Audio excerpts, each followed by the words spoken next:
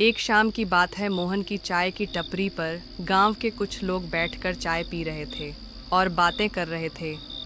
ये तो रोज का नाटक हो गया। शाम होते ही बत्ती गुल हो जाती है। हाँ, बिल्कुल सही कहा। लेकिन जो भी कहो, शाम को यह गरम गरम चाय पीते हुए गपशप करना अच्छा ही लगता है। बिल्कुल सही बात है, लेकिन शंभू काका अभी तक आए नहीं। उनके बिना यह शाम अधूरी लगती है। अरे, वह कहानी नहीं, सच्ची घटनाएं होती है जो वह सुनाते हैं। मुझे तो नहीं लगता है। उन्होंने पिछली बार जो भूत की कहानी सुनाई थी वो भी मुझे बनावटी लग रही थी। कौन जाने, इस दुनिया में जो दिखाई देता है वही सब कुछ नहीं होता है।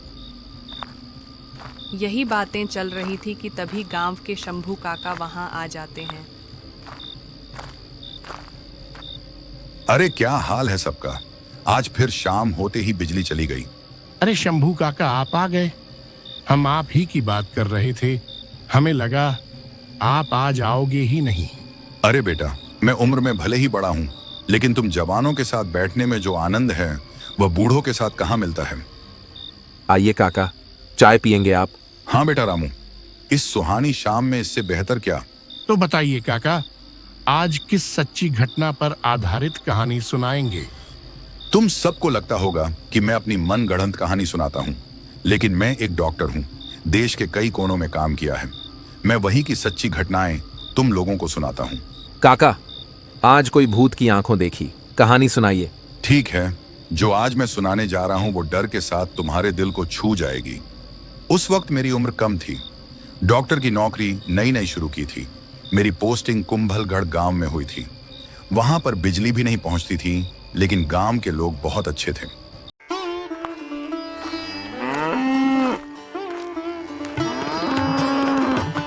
कुंभलगढ़ दिखने में बहुत ही सुंदर गांव था और वहां के लोग भी बहुत शांत स्वभाव के थे। एक दिन गांव के दो लोग मुझसे मिलने आए।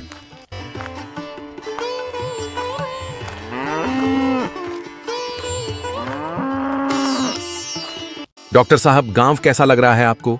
बहुत ही अच्छा, शांति और सुंदरता है यहाँ। कोई परेशानी हो तो बताइएगा। आप गांव के इतने किनारे पर रहते हो। आपको एक बात बतानी थी। यह सुनकर हंसते हुए चेहरे गंभीर हो गए। तभी वह आदमी बोला, अंधेरा होने के बाद अस्पताल से जल्दी लौट आया कीजिए। आपके क्वार्टर के पीछे जो जंगल वाला रास्ता है वो बहुत ही बदनाम है। बदनामी मतलब? चोर उचक्कों का डर है। रात को जो पकड़ा गया वो नहीं बचता है। इसके बाद में और सतर्क हो गया। शाम होते ही मैं काम खत्म करके जल्दी आ जाता था। एक रात को मैं काफी गहरी नींद में सोया था। रात काफी काली और गहरी थी। तभी उस सुनसान रात में कोई आकर मेरे घर का दरवाजा खटखटाता है। मेरी आंख खुल गई। पहले तो मुझे बहुत गुस्सा आया, लेकिन फिर सोचा शायद कोई दवाई लेने आया होगा। यह सोचकर मैं बाहर गया। बाहर एक नौजवान लड़का खड़ा था जो मुझे आवाज दे रहा था। डॉक्टर साहब चलिए, मेरी माँ की तबीयत बहुत खराब हो गई है।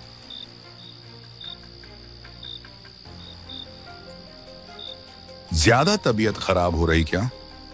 तुम्हारी माँ की बेटा? हाँ डॉक्टर साहब, बहुत ज्यादा खराब हो गई है। वह कुछ भी बोल नहीं पा रही है। ठीक है, फिर चलो जल्दी चलते हैं। फिर हम दोनों मेरे घर से निकलकर उसकी माँ के पास जाने के लिए निकल गए। हम दोनों उसी जंगल के रास्ते से होकर जा रहे थे जिस रास्ते पर जाने के लिए उन दोनों गांव के लोगों ने मुझे मना किया था। जंगल में बहुत ही सन्नाटा था और मुझे तो काफी डर भी लग रहा था और ऊपर से लुटेरों का डर भी लग रहा था। मैंने सोचा अगर हम दोनों बातें करते हुए चलेंगे तो हमें डर बहुत कम लगेगा। बेटा, क्या नाम है तुम्हारा? मेरा नाम नीलेश है डॉक्टर साहब। तो तुम्हारे परिवार में और कौन कौन है? मैं और मेरी माँ, हम दोनों ही हैं। एक छोटा सा घर है, उसने हम साथ रहते हैं। अच्छा, तुम्हारा घर कहाँ पर है?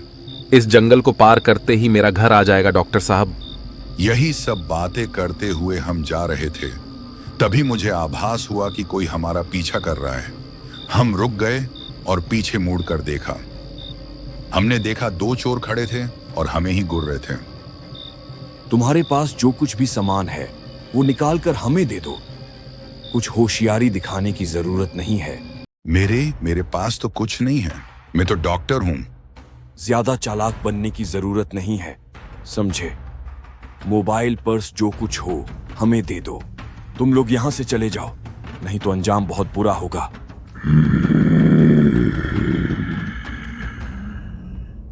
उसके बाद पता नहीं ऐसा क्या हुआ, दोनों चोर बहुत डर गए और वहां से भाग गए। मैं कुछ समझ नहीं पाया, लेकिन हम जल्दी से उस जंगल से निकलना चाहते थे, इसलिए वहां से चल दिए। हम दोनों जैसे तैसे करके जंगल के रास्ते से नीलेश के घर पहुंचे। सामने एक छोटी सी कुटिया बनी हुई थी। मैं और नीलेश उस कुटिया के अंदर गए, लेकिन नीलेश कुटिया के बाहर जाकर रुक गया और मुझसे बोला, वो डॉक्टर साहब, मुझे कुछ काम याद आ गया, मैं वह काम करके आता हूं, आप तब तक अंदर चलिए। ठीक है, तुम अपना काम खत्म करके आओ, मैं अंदर जाकर तुम्हारी मां का इलाज करता हूं। मैं अंदर गया तो देखा कि एक बूढ़ी औरत बिस्तर पर लेटी है और एक बुजुर्ग उसके पास में खड़ा है।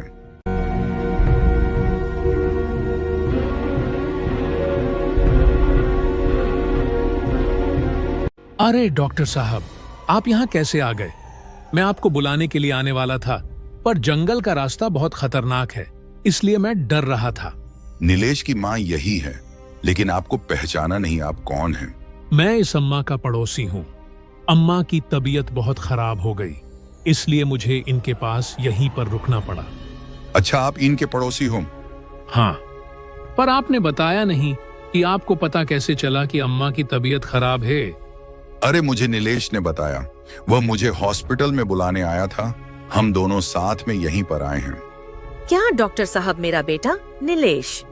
ऐसा कैसे हो सकता है डॉक्टर साहब? हाँ, मैं नीलेश के साथ में आया हूँ, वह कुछ काम से बाहर गया है। पर ऐसा कैसे हो सकता है डॉक्टर साहब? उनके बेटे नितेश की मौत तो 2 साल पहले हो गई थी। क्या बात कर रहे हो आप सभी? आपके पास नीलेश की कोई फोटो हो तो मुझे दिखा सकते हो क्या? हाँ, यह लीजिए डॉक्टर साहब, नीलेश की फोटो। और जब मैंने नीलेश की फोटो देखी, मैं चौंक गया। हाँ, ये वही है जो मुझे हॉस्पिटल से यहाँ तक लेकर आया। उसके बाद मैंने दादी अम्मा का इलाज किया और सुबह होते ही वहां से निकल गया। मैं आज तक समझ नहीं पाया कि वह कौन था। मुझे तो लगता है दादी अम्मा का बेटा एक भूत था। लगता है से क्या मतलब? वह भूत ही था, नहीं तो 2 साल पहले मरा हुआ आदमी वापस कैसे आ सकता है? वह सिर्फ अपनी मां के लिए आया था। मुझे भी ऐसा ही लगता है। यही थी आज की कहानी, और ये कहानी बिल्कुल सच्ची घटना है।